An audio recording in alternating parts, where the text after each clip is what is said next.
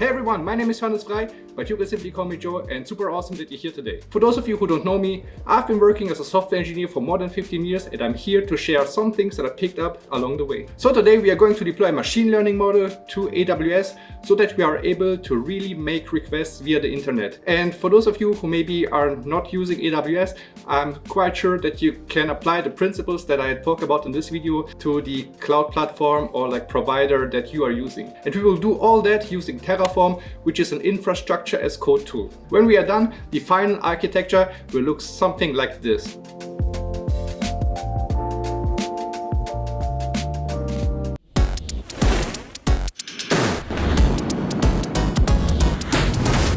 Recently I created some videos about why you should use infrastructure as code and about the way I like to structure my projects. And this video will kind of tie those two videos together and actually do deploy something using the ideas from those videos. And I will link the two videos down in the description in case you want to check them out. So without further ado, let's jump to the code and yeah, let's see how things are done. All right, so let's have a look at the code. So we will focus on the app folder, since the app folder has the web service in it that we actually want to deploy, as well as all the code for the infrastructure. First, let's have a look at the web service. So the web service is quite simple actually. It's just small, tiny little Python function that will be deployed as a Lambda. So we first get the body and then we also load a pre-trained model of the Titanic data set, which will then basically just be a classifier and predicting whether someone survived or whether someone did not survive based on the gender or sex of that person and the P class. So whether that person was in the first class, second class, or whatever. So we load the model, we get the gender, we get the P class, and then we prepare the input to our model and we do a prediction. And the result is a status code of 200 for HTTP success. And if the person did not survive, so if it's 0, then we will print not survived and we will print or return survived in the other case. Quite simple, isn't it? All right, so then we have a Docker file that will package that small little Python function and bundle it into a Docker image so that we can upload it to AWS. Here we use a base image that is provided by AWS, specifically to be used with Lambdas. We copy over the necessary files, we copy over the requirements.txt, and we install everything. And then we also tell the Docker container to execute our Python function. With that in place, we can now build a Docker image and upload it to AWS. If you want to know how to build a Docker image, I also created some videos about how to use Docker in the past, so maybe go check them out.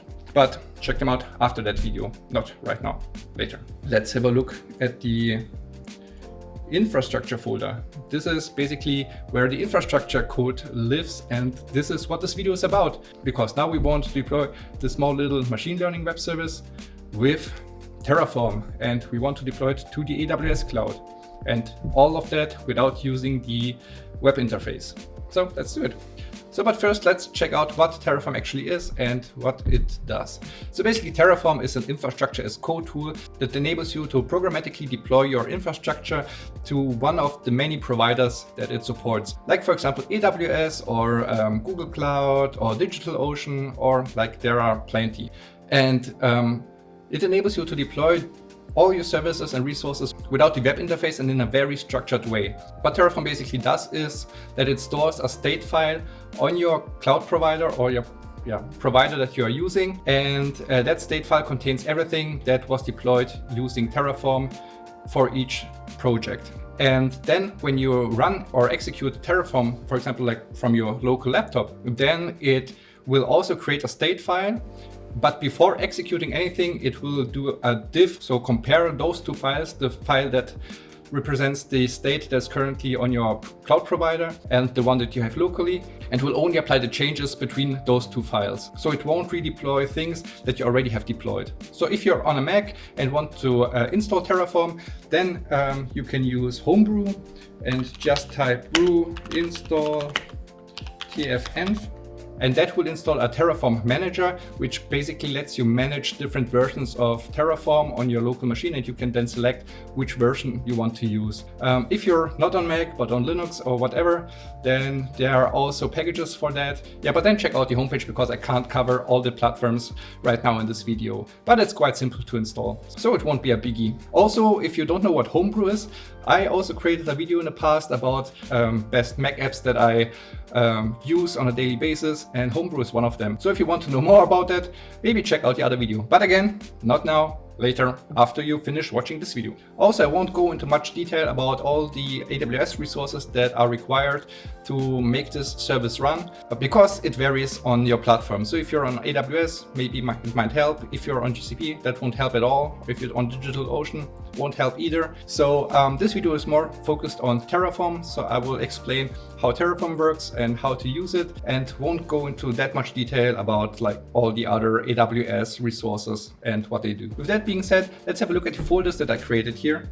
So let's first have a look at the env folder. It is, by the way, the way I like to structure my projects. There are also different ways of doing it, but yeah, this is the way I do it. So you can put all your environments in the env folder. I have here a folder for the development environment, also just an empty mock folder for production environment, just to show you that that would be the place to put your environments. You could also put staging or testing or whatever here. Then inside this folder, there are actually 3 code files that I created, and the other ones is just something that Terraform automatically creates. And you should exclude those 2 things in your, for example, git ignore, so that they don't get committed every time. So let's first have a look at the main file. And this is basically the entry point and the configuration of your Terraform project, basically. So here you say, okay, you have a Terraform block, which basically has commands that are for Terraform and not for actually creating something. So here we say, okay, we want the provider for AWS. If you would use GCP or DigitalOcean or whatever, then you would use another provider. And also we say that our backend is S3, which is the cloud storage service of AWS. And this is the place where Terraform will put the state files that I talked about earlier. Then in the provider block, you are also able to configure your specific provider, and you can use multiple providers per project. So you're not limited to just using one. But in this case, since I'm only using AWS, I just have one provider. And here I set a default region. So right now I want all my resources to be deployed to the region Europe Central 1, which is Frankfurt in Germany. And the next blocks would be module blocks. And modules are a neat way to structure your infrastructure code, where you can basically either have a per cloud service module, like I did here. I have one for everything that is related to deploying the Lambda function and everything that is related to deploying the API gateway that we will be using. Or you can have them maybe on a per use case basis. But as you see, I decided for this example to use a per cloud service or cloud product or whatever to call it basis. Every module needs to have a source property, which tells Terraform where to look for the code of this module. So for example, here we have the modules code located in the modules Lambda folder. So we go to up. So it's basically this one here. And then there is the code for the Lambda module. We will go into those modules in more detail, but first let's finish looking at the files that are present here. The other files are related to variables and their values, or the values that are assigned to them. So in the vars file, you can define variables that you want to use. So now here I have defined a variable called environment, but I don't set any values. So this is just a definition. And then you can have this Terraform tf vars file, where you are then able to set values or default values to those variables. And within your project or within the main file, you are then able to access them using var dot and then the variable that you defined. And then basically the value that is assigned, for example, dev or development, will be passed on to this module.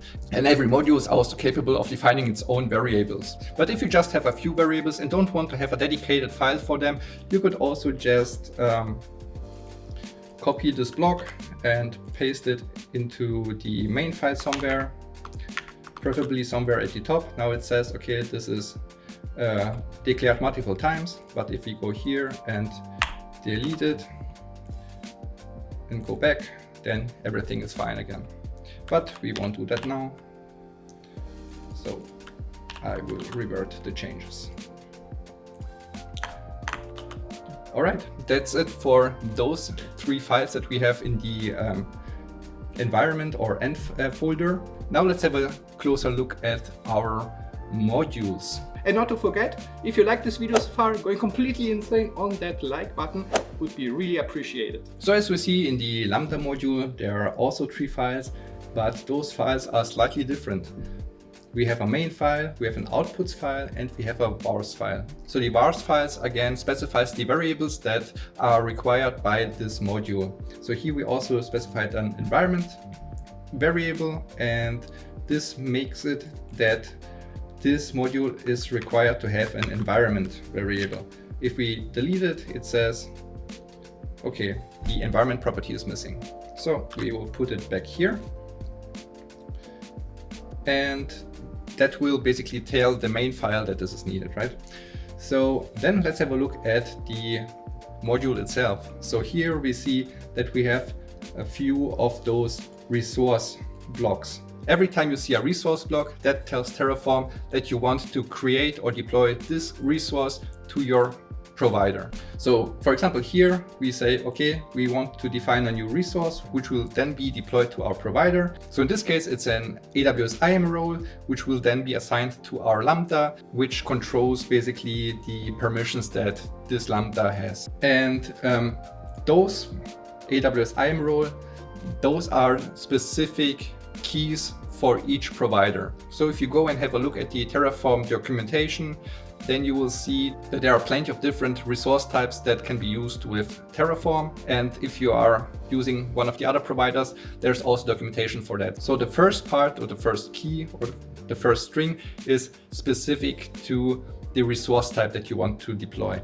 But the second string, that's up to you. So you can give it any name. And this is basically just used for referencing this resource later in the code. For example, here we have this test service Lambda role. And if I search for that, then we see that here we assign it to the AWS Lambda function, and we can assign it using a reference with the name.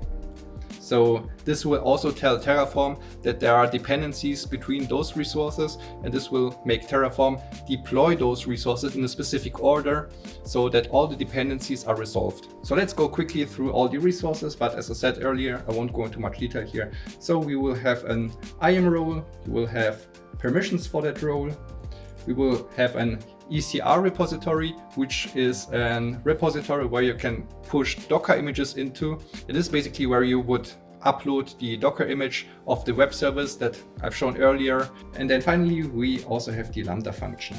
Besides the resource keyword, there's also another very important keyword, and this one is data. Unfortunately, I don't use it in this example, but what data does is that it tells Terraform that you want to import or get a reference of an already deployed resource on your provider. So let's, for example, say that you have a separate project where you have all your base infrastructure set up, like for example, networking and subnets and whatever. So you just have created that once and want to reuse all the subnets and networking in all of your services. Then you would go a data attribute here and would say, for example, it's maybe something like AWS subnet. We'll give it a name, let's say map, and then you can specify what subnet you want to have, like for example availability zone or whatever, and that will basically import a reference of the already deployed subnet so that you can use it in your code. So for example, if I just redo it quickly, so let's pretend that I imported some subnet here and I want to use that subnet in this Lambda function, then I could just go here and do something. I mean, this is not valid now, but just as an example. And then I could use, okay, this is needed. Then I could just use this data, AWS subnet, map, and ID. to reference it in my code, and I don't need to hard code it into my project here. But we will remove that since this is just for example purposes. Okay, let's have a look at the last file that's there, and it's the file for outputs. So output is another keyword, and here it enables you to export a specific variable or like property out of your module so that it can be used in other modules, for example. So here we will export the invoke arn of our Lambda function, and as you see in the main file again, we will use it in the module of the API gateway and pass it in using the syntax module Lambda, so which is then this module where we define the output in, and then the name that we gave it in our output file. And in this way we can also create dependencies in between modules, which also is a very neat thing to have. Then let's quickly go over to the API gateway folder. So here we have again a bunch of resources to create the API gateway and all the necessary things. So we create an API gateway, we create a resource path. So our endpoint will have then the path/resource in the end. And we tell it, okay, it's a post method. So that endpoint will only listen for post request. Then we use an integration, which is then a Lambda integration. So we pass it the Lambda invoke arn, as well as reference all the necessary things and say it's a proxy. So it just proxies things through without doing much. Then we have deployment. The deployment basically enables you to have versions of your API deployed. And then there is also a stage. In our case, we only have a development stage, but you could also add a production or testing stage or whatever. And then we also add a usage plan. And the usage plan is also a nice thing from the API gateway, which basically lets you define quotas or limits for your requests, so that if, for example, you get a DDoS attack, then at some point the API gateway will shut down since the quota is reached, and you won't get billed for all those requests. So it kind of like protects your wallet a little bit. And that's basically it. The API gateway has, of course, much more possibilities. You can also define API keys so that not everybody can access your services and so forth, and so on and so forth. But in this example, we will just keep it simple and make it run. This is basically already all the code that is needed to actually run it. And as I said earlier, the env dev folder is kind of like the main point where you need to execute your commands. So for example, if I would now like to deploy everything that we have now programmed in our infrastructure as code setup, then I would go into the env dev folder, as I already am down here, and then I can use Terraform and say plan. And Terraform plan will basically create this state file and tell you what Terraform would perform now, or what it would do now. So since I have already everything deployed, it tells me, okay, you have no changes, so you're good to go. But if you now would really like to deploy everything, then the command would be Terraform apply. And with this command, you would really create all the infrastructure on your provider. So it runs for a while, but then it again tells me that there are no changes, and so it won't deploy anything, which is nice. With everything said and done, let's have a look at the AWS web interface and see what has been deployed. All right, so this is the AWS web interface. So let's have a look. So we said that we deployed a Lambda, and let's have a look there. There's our dev test service Lambda. And as you see, it has really been deployed. Then we also said that we deployed an API gateway. So let's go back to our starting page and have a look at the API gateway. And here again, you see that there is an API gateway and the resource path that I talked about earlier. So everything seems to be deployed, and it is a path. It's a Lambda proxy. You can see the Lambda target is here. So if we click on that, we will go back to the page with the Lambda from earlier. So far, so good. Looks like everything has been deployed successfully. The final thing that is now open is to actually make a call and see whether we can really reach our super cool machine learning service through the internet and get a prediction. So for that, I will use Postman, which is a nice tool for doing HTTP requests. So here I already copied over the path of our API gateway as well as the stage. So the stage is called deployment, and the path/resource as we configured in our infrastructure as code. And now if I execute this, I also provide a body which has the gender set to male, and we set the P class to 1. And if I execute this, it will take a moment because on the first execution, the Lambda needs to download the Docker image and ramp up so that it can actually serve the request. So now it seems to be done, and that person unfortunately wouldn't have survived. But then if we change this to a female and execute it again, that person probably would have survived. And as you see, the second request was much faster, since the ramp-up time is not on every request, but only on the first request when there is no Lambda function. And as you have seen, the second request is much faster than the first one, since the Lambda was already up and running and there was no cold start issue anymore. Alright, I hope you got some value out of this video, so you now know how to deploy a machine learning model to AWS using Terraform. If you would like to dive into it even deeper, feel free to please leave a comment down below, and yeah, then we can talk about it. So, and also please consider going completely insane and nuts on that subscribe button and the like button and all the other buttons that you can find down there. And so far, see you in the next video.